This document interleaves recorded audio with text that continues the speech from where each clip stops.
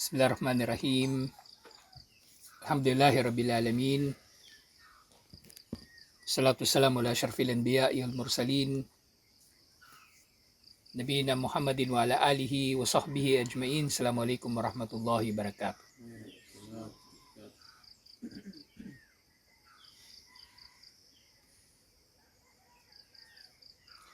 Sa sumunod na bahagi ng Suratul Mutaffifin. So dito nga, yung huling natalakay natin na yung ta'rifu fi wujuhihim nadratan naim. So nga dito ay ta'rifu idha daharat ilayhim fi wujuhihim nadratan naim ay sifatut tarafa wal hashma was surur wad da'ah wa riyasa mimma hum fihi minan naimil azim. So doon daw sa paraiso, so nandun nga sila sa sa alal araiki yandurun, na sila raw ay nakaupo sa kanilang mga trono at nakatingin doon sa mga ibinaya sa kanila ni Allah doon sa paraiso. At syempre makikita rin nila si Allah. At yung mga kuffar, hindi nila makikita si Allah kasi mahjubun. Yun nga yung aya na nabanggit sa naunang mga aya ng sura na ito. Kalla innahum min rabbihim yawma idin la mahjubun. So hindi nila makikita si Allah. Na kabilang sa mga biyaya sa mga tao sa paraiso, makikita nila si Allah. At bukod doon, so makikita daw, maaninag daw sa mukha ng mga tao sa paraiso ang maaliwalas nilang mukha. Dahil sa, kumbaga, dinadanas nila na kaligayahan doon sa paraiso. So masaya sila doon sa dinadanas nila sa paraiso na mga kaligayahan. Na dito pa nga lang sa mundo, di ba, halimbawa, makaranas ka ng ginhawa sa buhay, masaya ka na kung makakaranas ka ng ginhawa sa buhay, masaya ka na. Lalo na doon sa paraiso. At doon sa paraiso, malalaman mo pa na yung ginhawa na dinadanas mo, hindi na yung matatapos, wala yung katapusan. Wala yung katapusan. Hindi katulad dito sa mundo. Kapag may dinadanas kang ginhawa, hindi lubos-lubos yung ligaya mo kasi iniisip mo ang ginhawa na ito maaring lilipas o maaring may darating na pagsubok. Ngayon nabanggit ko nung nakaraan, di ba? Yung mga tao na nagbabakasyon o nandun sila sa beach, di ba? Boracay o Palawan o ano pa man. Hindi yun totally masaya. Kasi alam nila ilang oras na lang babalik na naman sila sa buhay nila doon sa syudad. Maring yung iba nga doon nasa kalagitnaan ng paliligo. Tinatawagan ng boss. Uy, bumalik ka kagad Maraming trabaho rito, iniwan mo. Mga ganung bagay. Pero doon sa paraiso, wala na. Dire-diretso na yung kaligayahan doon ng tao. Insyaallah. Tuloy-tuloy na. Wala kang iisipin na wakas. Walang magpapalayas sa'yo doon sa paraiso. At iba pa mga bagay na kumbaga puputol sa ligaya ng tao. At kabilang sa mga biyaya ng paraiso doon sa paraiso, eto nga, yuskawna min rahiqin makhtum. Sila raw ay paiinumin mula doon sa rahiqin makhtum. Sa libro ng Sira, yung binabasa natin, di ba? Yung ar-rahiqul makhtum, dito galing yung pangalan niya. Dito galing yung kanyang pangalan. At ang rahik ay yuskawna min khamrin minal jannah. Dito nga sa tafsir, etong rahiqim maktum na ito na ipapainom sa kanila, sila raw ay paiinumin ng alak na mula sa paraiso. Warahiku min asma'il khamar. So bukod doon sa honey, yung rahik, kabilang daw yung rahik sa mga pangalan ng alak sa paraiso. Qalahu ibnu Mas'ud wa ibnu Abbas wa Mujahid wal Hasan wa Qatada wa Ibn Zaid. So ito yung naging pananaw ng mga sahaba na ito kung anong Rahiq al-Maktum na tinutukoy dito. At yun din iniulat ni Imam Ahmad an Abi Sa'id al-Khudri arahu qad rafa'ahu ila nabi sallallahu alaihi wasallam. Abu Sa'id al-Khudri mula sa iniulat ni Imam Ahmad,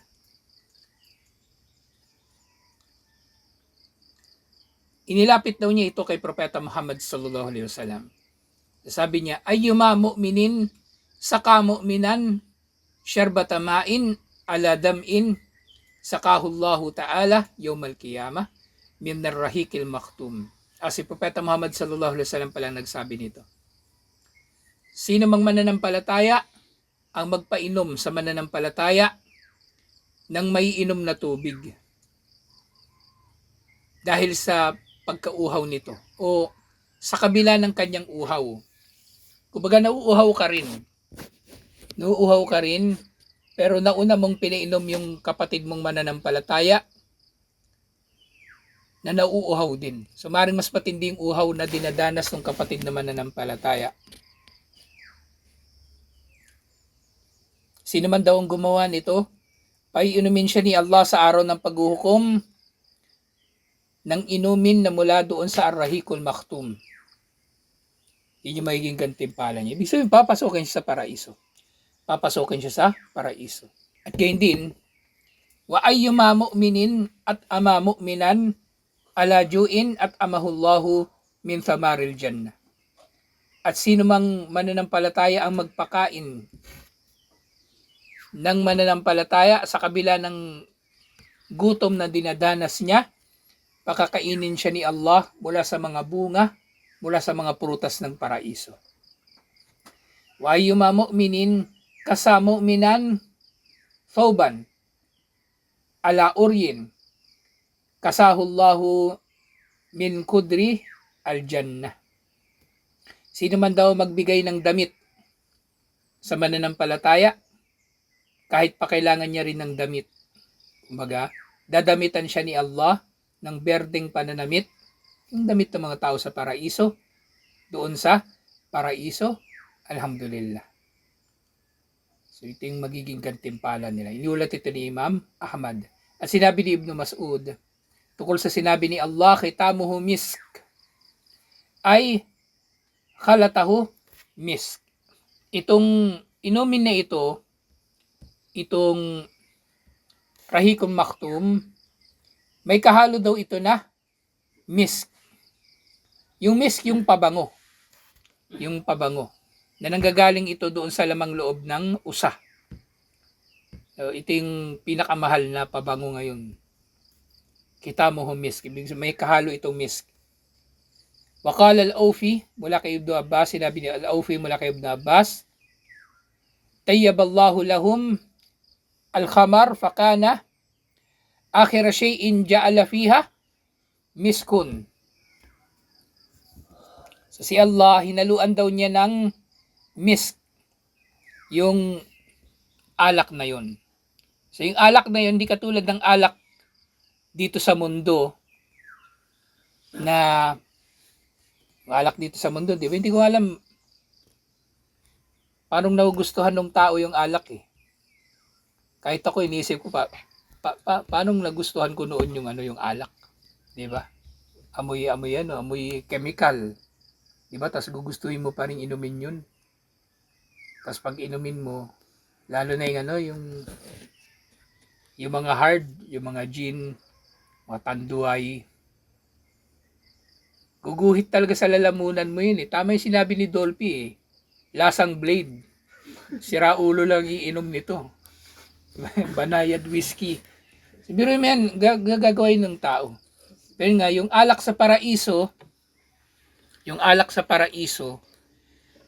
kapag ininom mo siya, ang malalanghap mo amoy ng misk, hindi amoy chemical, hindi alcohol. Kasi alak ganun eh, pag ininom mo eh. Yung iba, amoy rubbing alcohol na eh. Amoy Green Cross. Pero yung lalo na yung mga lambanog, na yung sobrang tapang, yung mga homemade lang, Tawag nila gin bulag. Kasi may mga nabubulag talaga. Na ano yan eh. Napabalita yan eh. Minom daw sila nung homemade na lambanog. Nabulag sila, sobrang tapang. Sa Saudi rin, may nabalitaan pala ako niyan noon. Yung sa Dike, di ba? Sa Dike, may nabulag daw. Sobrang tapang nung luto nila. Sobrang tapang. Pero ito nga, yung alak na ito, iba sa alak dito sa dunya. Mabango yung alak kasi inaluan siya ng mist.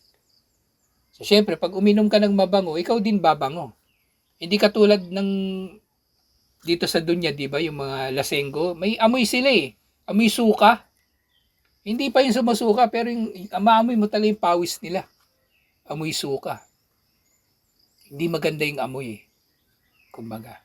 Kahit nga beer lang yung iniinom ng tao eh. Kasi lalabas din yun sa pawis niya eh, kung ano yung kinakain niya, yung iniinom niya. Yung madalas kumain ng sibuyas, amoy sibuyas. Yung madalas uminom, ganun din, amoy alak din. Wakada ka lakatada, what the heck. So, ito yung naging pananaw ng mga scholar, yung ano, yung kung ano yung ketamo humis. Biro niya may alak, yung alak nga na ito, sinasabi ng mga scholar, alak talaga siya eh. Pero nga, magandang klase ng alak, hindi katulad ng alak dito sa mundo. At tinatawag siya pa rin na alak. Kasi inisip natin, di ba? Ba't siya tinatawag na alak? Kung hindi pala siya katulad ng alak dito sa mundo, ba't hindi na lang siya tawagin ng ibang bagay? So, tinatawag pa rin siyang alak. Kasing epekto ng alak sa tao na maganda, kasi meron namang konting pakinabang yung alak, di ba? Meron konting pakinabang. Lahat ng papakinabangan ng tao sa alak, nandoon pa rin sa paraiso, sa alak sa paraiso. Tinan yung mga uminom ng alak, di ba? Ano yung epekto sa kanila? Tumatapang. O kaya feeling pogi. So ganun, yung ganun pa rin yung epekto ng alak sa kanila doon sa paraiso. Sabang uminom ka ng alak doon, feeling mo pogi ka rin, pogi ka. May mga lasing feeling pogi eh. Pogi lalo. Binubola-bola naman siya lalo nung GRO. Ang pogi mo talaga, di siya, may tama na, may feeling niya, pogi siya talaga. Sige, bibilan pa kita ng ng ladies drink. Yung ladies drink na yun, doon talaga kumikita yung yung mga GRO din eh. Kasi di ba yung GRO, babayaran nila yun. Kada table nun. Bayaran nila yun. Tapos bibilhan nila yun ng inumin. Ang ladies drink, 3 doble ng presyo ng yung beer. Halimbawa, yung beer. Sabihin natin magkano ba ngayon yung beer? Red Horse, magkano?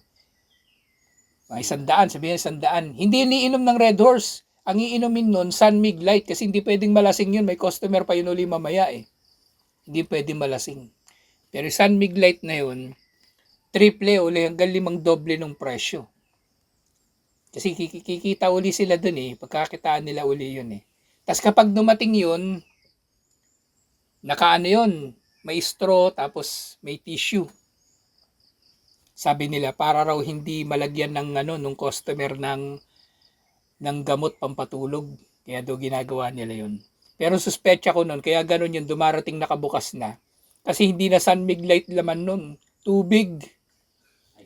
Iced tea. Kasi hindi pwede malasing yung hindi pwede malasing yung GRO nila. Mamaya, baka may customer pa mamaya na mas mayaman. Kikita pa tayo. Lahat ng epekto ng nakwento ko lang sa inyo kung gaano kagago yung sistema ng kupar. Kumbaga, nakakaawa yung kupar eh. Pero mo yan, babae, tas ganun yung trabaho mo. Ganun yung trabaho mo. Tapos pagsakay mo ng jeep, yung babae na yun, nasasakay ng jeep, sinipulan, magrereklamo, binabastos daw siya. GRO ka, tapos magrereklamo ka, magdedemanda ka na binabastos ka. Diba, baluktot yung kanilang moralidad, kumbaga. At yun nga, doon sa alak, yung nga lahat ng positibong epekto ng alak, makukuha mo. Pero wala yung masamang epekto. Hindi ka malalasing, hindi sasakit ang ulo mo, at iba't iba pang masamang epekto. Hindi ka masusuka, at iba pa. Dito ako nadali eh. Bago pa ako nag-Muslim, nabanggit ko na sa inyo dati. Bago pa ako nag-Muslim, tumigil ako minom ng alak eh. Kasi nagkasakit ako, gastritis. Yung sikmura ko, allergic na sa alak. Konting alak lang, kahit beer lang eh. Susuka na ako nun. Hindi na, alhamdulillah, natigil. Natigil. Dati nag-yosi ako nun. Pero bago pa ako nag-Muslim, natigil ako mag-yosi kasi tumaas yung presyo ng yosi. Tumaas. Titipid ako nun, estudyante pa ako nun eh. Sabi ko, mahal naman na tumaas na bigla yung Marlboro pa naman yung ko nun. Marlboro Lights. Biglang tumaas. Wala, tumigil lang. Hindi na kaya ng allowance to. Tumigil ako. Alhamdulillah. O fi dhalika falyatanafasil mutanafisun. So yun nga lahat ng ito, di ba? Marami nang binanggit si Allah na nadaanan natin sa iba't ibang mga sura. Di ba? Alak, mga prutas ng paraiso, at iba pang magandang pakinabang doon sa paraiso. Sabi nga ni Allah, pagkatapos ng lahat ng binanggit niya na ito, wa fi dhalika falyatanafasil mutanafisun. Na sa lahat ng ito, marapat lamang na mag-unahan ang mga gustong makipag-unahan. Falyatanafasil mutanafisun. Marapat lamang na makipagkompetensya ang sinumang gustong makipagkompetensya. So marapat daw na mag-unahan yung mga gustong makipag-unahan. Ngayon nga dito sinasabi ni Allah, marapat lang na mag-unahan tayo sa paraiso. Kasi sinasabi nga ng mga scholar, yung pakikipag-unahan sa paggawa ng kabutihan, tanda yan ng pananampalataya eh. Ibig sabihin, gusto mo talaga ng reward. Gusto mo ng gantimpala ni Allah. Gusto mo na makapasok sa paraiso. Gusto mo na mailigtas sa impyerno. Gusto mo na magdulot ng pakinabang sa kapwa. Kaya dapat mag-unahan. Mag-unahan sa pamagitan ng paggawa ng kabutihan. Mag-unahan sa alak, mag-unahan alak sa paraiso, mag-unahan sa mga prutas ng paraiso, mag-unahan sa mga babae sa paraiso. Natutulala rin si Rashid, diba? Parang gusto nung mauna. Isipin ng kambal, mauna na ako doon, bahala kayo dito. Unahan ko kayo doon. Hindi, dadaan pa tayo sa araw ng paghuhukom eh. Dadaan pa tayo sa paghuhukom, kaya relax ka lang. Relax ka muna. Napakaganda nung yung aya na ito. Fi dhalika falyatanafasil mutanafisun. At sa lahat ng ito, lahat ng nabanggit na ito, marapat nga makipag-unahan ang mga nakikipag-unahan. Kasi pakikipag-unahan sa kabutihan, tanda yun ng pananampalataya. Biro niyo yan. Bigla ko naalala yung, di ba yung kuffar ganito rin? Nag-uunahan din sila sa kabutihan kung titingnan natin . Pero dito sa atin, sa Islam, si Allah ang nagsabi na mag-unahan kayo sa kabutihan. Pero yung kuffar, kapag gumawa sila ng kabutihan para simbahan nila, kasi sinabi nung pastor. Tapos yung pastor na yun, mapangmanipula din yung mga pastor .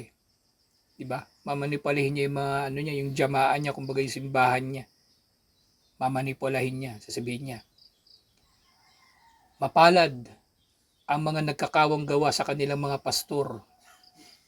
Diba? O ngayon yung mga tao, ganun ba? Sasabihin naman, yung paborito nila salita yun. Lagi ko naririnig kay Mike Velarde. Siksik, liglig, nag-uumapaw. Diba yung El Shaddai? Tapos yung mga tao naman, mag-uunahan yun kahit barya. Yung El Shaddai, ang galing nung pagkakaano dun . Pagkakauto niya sa mga tao, kahit may hirap, di ba? Pupunta dun, Quirino Grandstand. Dala lang ng pera halos pamasahe. Tapos sabi ni Mike Velarde, ibigay nyo na lahat. Lahat. Pati pamasahe niya pa uwi. Sige, bibigay ko na po lahat. Ito na, maglalakad na lang ako pa uwi. Basta matanggap niya daw yung siksik, liglig na umapaw na biyaya. So, grabe, nakaawa. Sayang yung pinaghirapan nila. Dito si Allah yung nagsasabi. Tsaka yung mga ginagawa naman ng Muslim para sa relihiyon. Hindi naman yung imam yung nakikinabang . Kumbaga, yung relihiyon ang makikinabang. Iba pang mga Muslim. Kaya nga sa Islam, marami ako na pagtatanto habang lumilipas . Inisip ko sa Islam, bakit walang clergy? Di ba sa Katoliko, organized sila, di ba? May Santo Papa, may Obispo, may Kardinal. Organisado. Tapos hindi ka magiging pare hanggat hindi ka graduate nung accredited nila na na universidad o kurso, ganun. Pero sa Islam, pwedeng maging imam kahit sino. Dito nga, parang lasing na nagbibidyoke yung imam dito. Naging imam naman kasi tinalaga nilang mag-isa eh. Pero may pakinabang pala kasi nga, yung mga ginagawa natin, hindi naman para sa imam eh. Hindi naman para sa kanino. Para kay Allah. Kaya ito yung utos ni Allah. Ngayon narinig na ninyo, ngayon nabalitaan na ninyo yung tungkol sa paraiso. Na meron ditong mga biyaya, meron ditong mga prutas, meron ditong alak, babae, na puro dalisay. Marapat nga kayo na mag-unahan. Marapat na mag-unahan ang mga gustong makipag-unahan. Marapat na mag-unahan ng mga gustong makipag-unahan. Ay, wa fi mitli hadal hal, falyatafakharu al-mutafakhirun. Na sa ganitong kalagayan, sabi sa tafsir, yung mga kalagayan na ito na gusto nyong makamit, kung gusto nyo ito, dito kayo mag-unahan, dito kayo magkompetisyon, dito kayo magpagalingan para makuha nyo itong mga kabutihan nito. Gusto nyo ng paraiso, mag-unahan kayo sa paggawa ng kabutihan. Wal yatabaha wa yukatiru wa yastabik ila mitlihi al-mustabikun.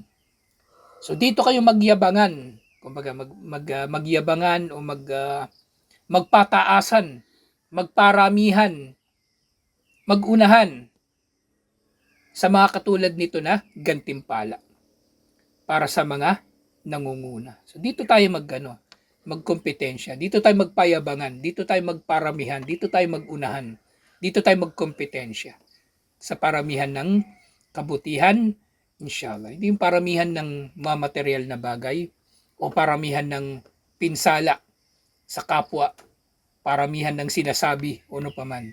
Dito, sa kabutihan na ito. Niya katulad ng sinabi ni Allah, limit lihada falyamalil amilun. Sa ibang aya na ito, itong nabanggit na ito. Na nga sabi ni Allah dun sa Surah 37 verse 61, sa mga katulad nito, na mga gantimpala, ay marapat na kumilos ang sino mang gustong kumilos. Sa mga katulad nito, ay marapat na kumilos ang sino mang kumilos. At yung karugtong na aya, umizajuhu min tasnim. Umizajuhu min tasnim ay umizaju hadar rahik. Ang tinutukoy pa rin dito yung rahik. Inilalarawan yung rahik, yung alak. Umizaju hadar rahik al-mausuf min tasnim ay min syarabin. Yuqalu lahu tasnim wa huwa ashrafu syarabi ahlil jannati wa a'lahu. Nitong tasnim na ito, ta, sin, nun, ya at mim. Walang kinalaman dito yung sanam. Sin ito, yung sanam, sod. Ito raw ay may halong tasnim. Nang alak daw na ito, ay inilarawan na may kahalong tasnim, bukod pa doon sa misk. Ng tasnim, ito raw ang pinakamainam na inumin ng mga tao sa paraiso. Kumbaga may halo siya. Kumbaga yung tasnim puro na ingredient, ihalo ito doon sa rahik. At magiging mas masarap yung rahik. Kumbaga, magiging mas masarap yung rahik, insyaallah. Walihada qala, ayna yashrabu bihal muqarrabun. Na itong rahik, ito daw ay bukal. Naiinom mula rito ang mga muqarrabun, yung mga malalapit kay Allah. Ay yashrabuha al-muqarrabuna sarfan wa tamzuju li ashabil yamin mazjan. Ito yung pananaw ni Ibn Mas'ud o Ibn Abbas at iba pa. Na sinabi nila, yung sa sinabi na ito ni Allah, ay na yashrabu bihal muqarrabun, ito ay bukal. Ibig sabihin yung alak na ito na rahik. Diba meron pang alak na ilog? So itong rahik, iba pa yung pinanggagalingan niya. Bukal. Pero syempre itong bukal na ito, ibang bukal ito. Bukal ito na kumbaga, dito yung bukal dito, mamatay ka muna bago ka makarating eh. Diba? Mamatay ka muna bago ka makarating. Pero itong bukal na to, ligtas. Kasi nga diba yung paraiso ligtas. Ligtas yung paraiso. Walang mga malubak dun. O ano, kumbaga, yung basta ano, lahat doon maginhawa. Maglalakad ka paakyat, maglalakad ka pababa, maginhawa. Kumbaga. So ito daw ay manggagaling sa bukal.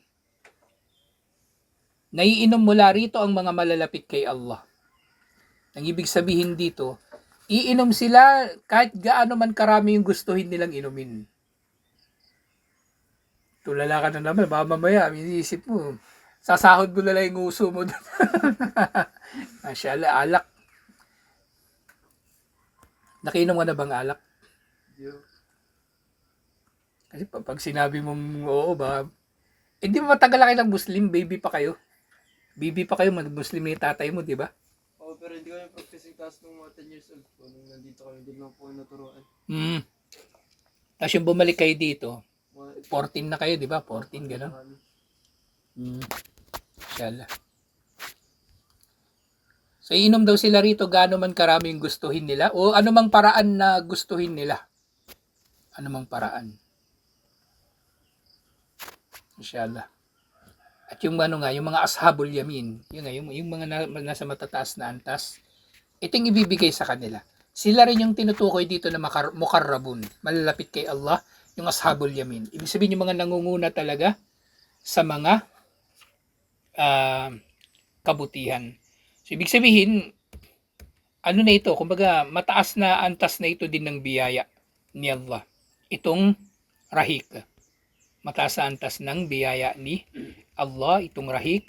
Alhamdulillah. So, bukod pa doon sa ilog ng alak, sa mga nasa matataas na antas, makainom pa sila mula doon sa rahik. Alhamdulillah. So, mas mataas na ano pa ito, na uri ng alak. Alhamdulillah. So, ito yung ano, yung bahagi nito na pagtalakay natin sa tafsir. So, next week matatapos na natin ito. Inshallah. Itong